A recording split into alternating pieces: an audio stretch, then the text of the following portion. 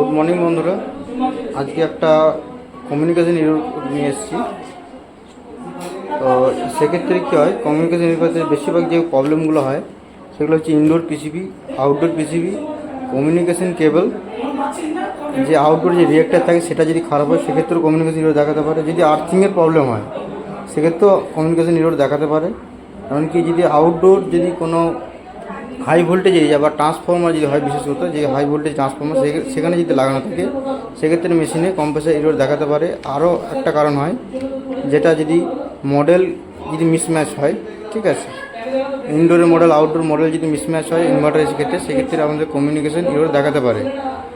আরও একটা কারণ হচ্ছে কি, যদি আমাদের ধরুন পিসিবি চেঞ্জ করলাম বা কম্প্রেসার চেঞ্জ করলাম, সেই চেঞ্জ করার পর হয়তো কম্প্রেসার সাথে যদি পিসিবির মডেল যদি ম্যাচ না হয় সেক্ষেত্রে আপনার কমিউনিকেশন এরর দেখাতে পারে, ঠিক আছে।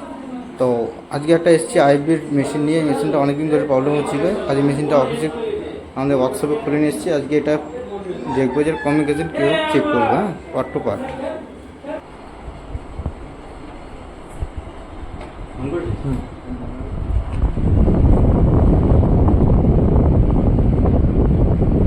এটা একটা আইপি কোম্পানি এসেছি, এটা এরর কোডটা আছে E0C0। এটার প্রবলেম হচ্ছে কমিউনিকেশন এরর আসছে। এই মেশিনটা কমিউনিকেশন আমরা চেক করবো। কমিউনিকেশন প্রথমে আমাদের লাগে ইনডোর পিসিবি, আউটডোর পিসিবি আর 4 কোর তার। তুমি আবার এই মানে সাবিকা এই কিন্তু বা কত দিন না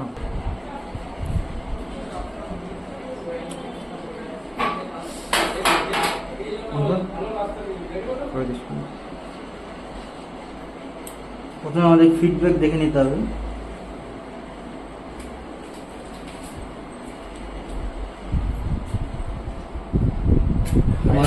মাল্টিমিটার আমরা ডিসিতে সেট করলাম।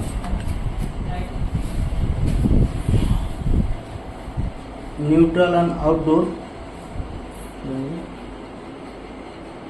0.4 and neutral and indoor 36.45। Indoor থেকে আমাদের সাপ্লাই আসছে, কিন্তু আউটডোর থেকে কোনো ফিডব্যাক পাচ্ছি না। এসব ক্ষেত্রে ম্যাক্সিমাম হয় আউটডোর পিসিবি খারাপ হয়। এবার দেখে নেবো আমাদের কম্প্রেসারের জ্যাক, এখান থেকে সঠিক ভোল্টেজ আসছে নাকি। মিটারটা আমরা এসিতে সেট করলাম।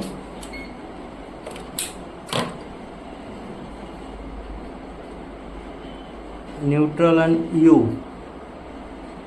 30 voltage, neutral and V 31, neutral and W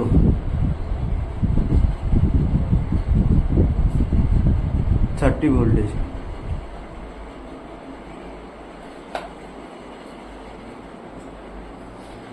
compressor circuit ঠিক আছে। এবার পিসিবিটা খুলে আমরা দেখে নেব একটু।